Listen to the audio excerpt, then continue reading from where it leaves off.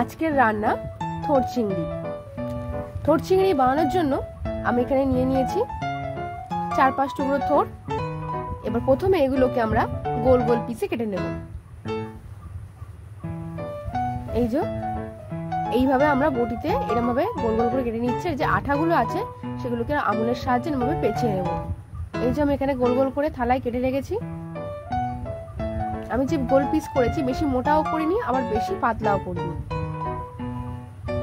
Medium সাইজের piece করেছি। এবার সেই পিসগুলোকে আমরা 4টে-5টা করে নিয়ে এরকম ছোট ছোট পিসে কেটে নেব। এইরকম ভাবে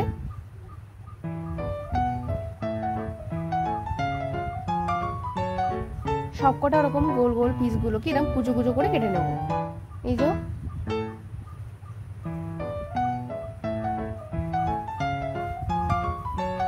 আমাদের থোড় কাটা হয়ে গিয়েছে। এবার আমরা 1 টেবিল স্পুন নুন দিয়ে থোড়টাকে মাখিয়ে ভালো করে মাখিয়ে নেওয়ার পরে ঢাকা দিয়ে রেখে দেব আধ ঘন্টার জন্য।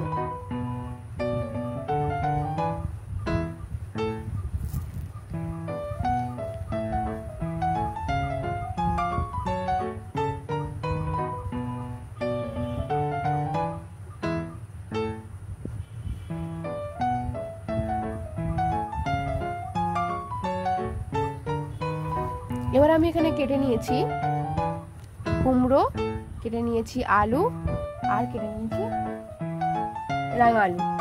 এখানে আমি নিয়েছি চিংড়ি মাছ। চিংড়ি মাছগুলো ভালো করে কেটে ধুয়ে নিয়েছি। এবার এতে খানিকক্ষণ নুন হলুদ মাখিয়ে রেখে দেব।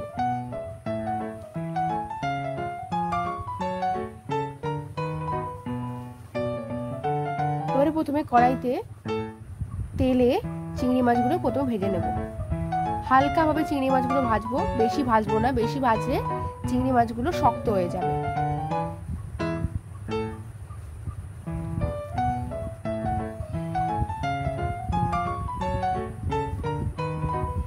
যে ভেজে নেব হালকা করে। আর চিংড়ি মাছ ভাজা হয়ে গিয়েছে, একটা থালায় তুলে নেব।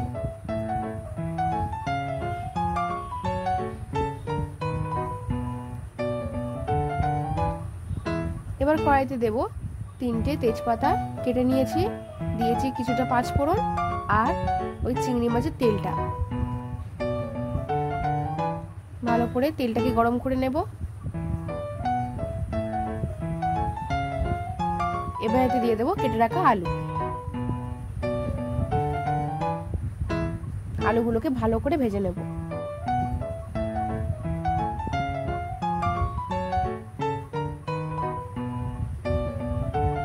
আলু ভাজা হয়ে গিয়েছে। এবার এতে দিয়ে দেবো রাঙালু কুচি।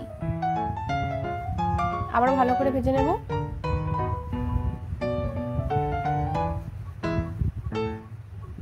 এবার এতে দিয়ে দেবো কুমড়ো।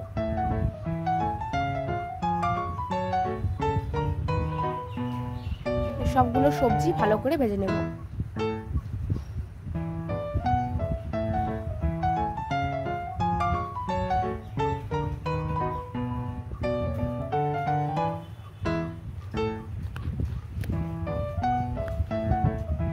আমাদের সব সবজি ভালো করে ভাজা হয়ে গিয়েছে।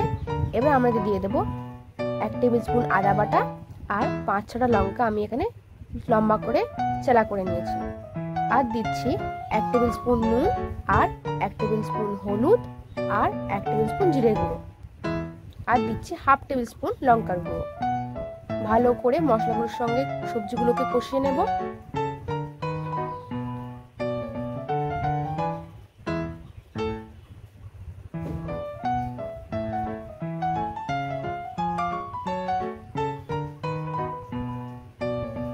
এবার দিয়ে দিচ্ছি গ্রেট করে রাখা রসুন।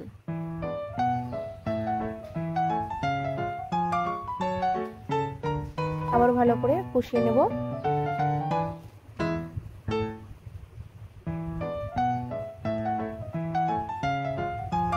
এবার আমি দিচ্ছি এখানে 1 টেবিল স্পুন মতো চিনি। চিনিটার সঙ্গেও সবজিগুলোকে ভালো করে কষিয়ে নেব। আপনারা চাইলে চিনিটাকে বাদও দিতে পারেন। এবারে আমি থোড়টাকে যে নুন মাখিয়ে রেখেছিলাম সেই থোড়টাকে হাত দিয়ে এবার চিপে চিপে জল বার করে নিয়ে একটা থালাতে রেখে দেবো।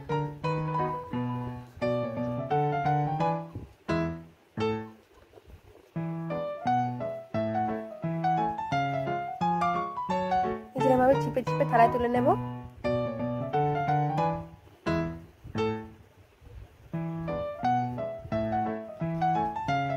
কতটা পরিমাণ জল বেরিয়েছে। থালা থেকে তুলে আবারও ডেচকিতে নিয়ে ভালো করে হাত দিয়ে চটকিয়ে চটকিয়ে আবারও জল বার করে নেব।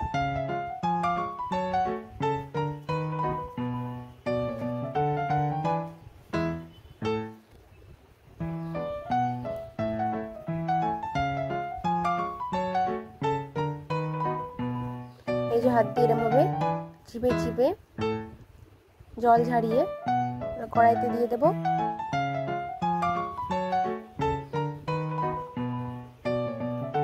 এই যে এরকম ভাবে ভালো করে চিপে জল ঝাড়িয়ে নিয়ে আমরা কড়াইতে পুরো থোড়টাকে দিয়ে দেব।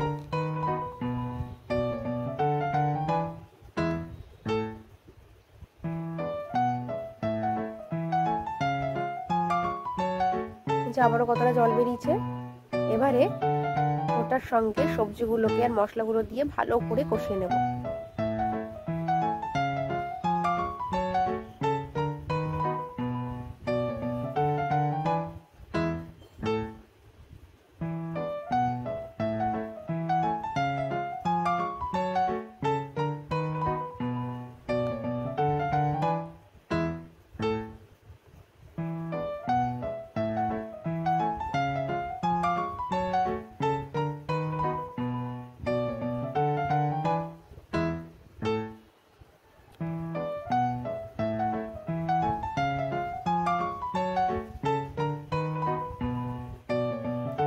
আমাদের কষানো হয়ে গিয়েছে।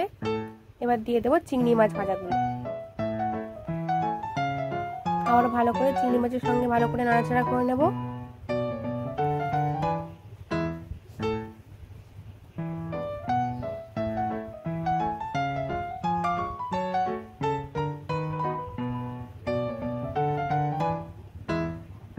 আমাদের সবকিছু কষানো একেবারে রেডি। এবার আমরা জল দিয়ে দেবো। আমি এখানে 2 কাপ পরিমাণ জল নিয়েছি।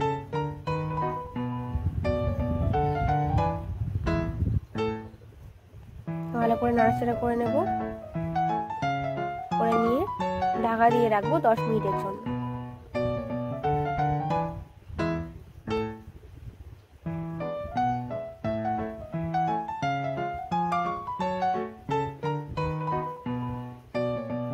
দশ মিনিট হয়ে গিয়েছে।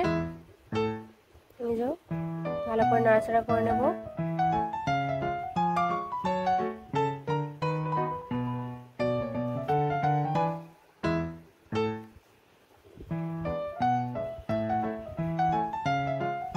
আমি যেখানে 2 কাপ পরিমাণ জল দিয়েছি সেই জলটাকে একদম থোড়ের যে জলটা ছিল সেই জলটাকে একদম শুকিয়ে নিতে হবে। জলটা মোটামুটি শুকিয়ে পুরো এসেছে। এবারে দিয়ে দেবো 1 টেবিল স্পুন পরিমাণ গরম মশলা আর 1 টেবিল স্পুন ঘি।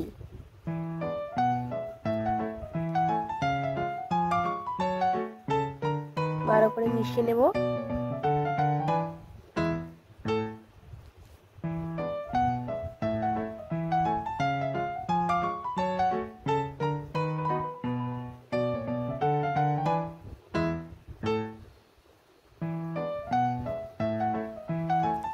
আবার ঢাকা দিয়ে রাখবো 5 মিনিটের জন্য। আমাদের থোড় চিংড়ি রেডি। আমরা একটা থালায় সার্ভ করে নেব।